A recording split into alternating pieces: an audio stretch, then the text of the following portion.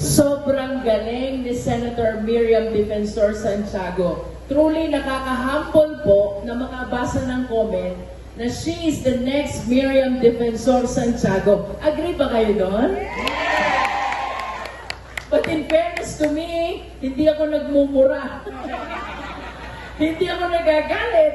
Hindi ako sumisigaw. And as far as I can recall, hindi pa ako nagko-contempt at hindi pa rin ako nagpapadetain, no? Pero what I really appreciate, in spite of our being very objective on the issue on hand, I truly receive overwhelming appreciation from people from across the world.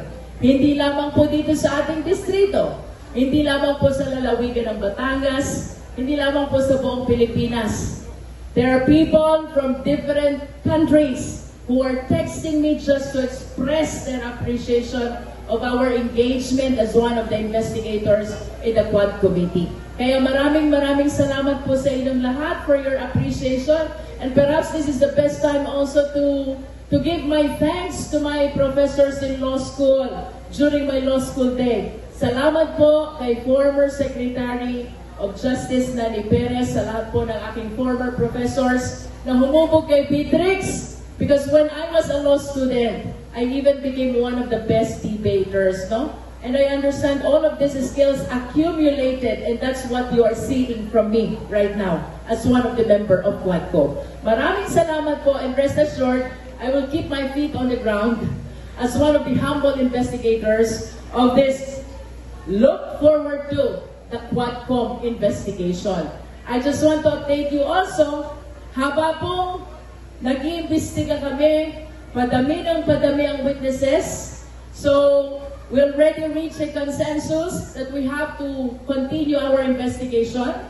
We already ended Quadcom Season 1. Parang Netflix lang. And during this break, we will be coming up with our partial committee report kung sino mga dapat kasuhan, especially cases of murder, involving extrajudicial killing. If you're watching, we will be including Colonel Garma and Colonel Leonardo in the murder case of the 3 Chinese drug lords in the Bao Penal Colony. And we will also be including them for the murder of PCSO Board Secretary Wesley Barayuga. No? About the legislation, because that is the very reason why we are conducting investigation. Please expect that we will be amending the rules on late registration of birth. Inabuso ni Alice Goo. She was able to come up with a fake birth certificate, kaya nakatakbo siya na Mayor of Banban, making it appear that she is a Filipino citizen when in fact she is not, because she's a Chinese national. Second, we will be amending the visa or immigration law, sapagkat naabuso po ito ng maraming Chinese nationals. Nakakuha ng working visa when they do not possess the necessary qualifications to have this working visa.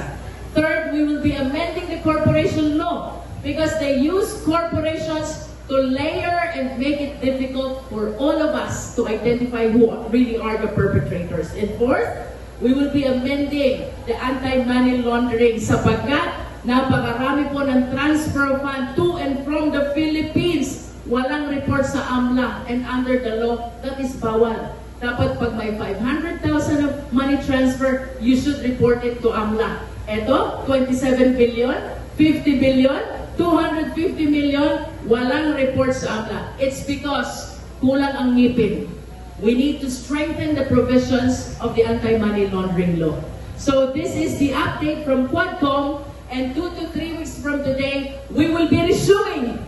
Itutuloy ang investigation, and that will be Quadcom Season 2. Ayan, that ends our